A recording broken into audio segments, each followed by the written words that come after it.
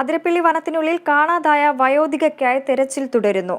വാച്ചമരം colony നിവാസിയായ 70 വയസ്സുള്ള അമ്മിണി അമ്മയാണ് ഇന്നലെ ഉച്ച മുതൽ കാണാതായത്.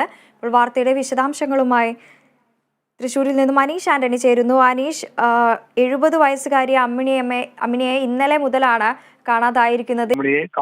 അമ്മിണി ഇന്നലെ ഉച്ചയ്ക്ക് ശേഷം വനത്തിൽ വിറക് ശേഖരിക്കാനായി പോയിരുന്നു. വിറക് ശേഖരിക്കാൻ പോയി വിറകുമായി തിരികെ ഈ വാച്ചുമരം കോളനിയിലേക്ക് എത്തി. അപ്പോഴാണ് അമ്മിണി കോടാലി വനത്തിൽ മറന്നു വെച്ച കാര്യം ഓർത്തെടുക്കുന്നത്. വീണ്ടും ഈ കോടാലി എടുക്കാനായി 4 മണിയോടെ വനത്തിലേക്ക് പോയതായിരുന്നു. പിന്നീടാണ് അമ്മിണിയെ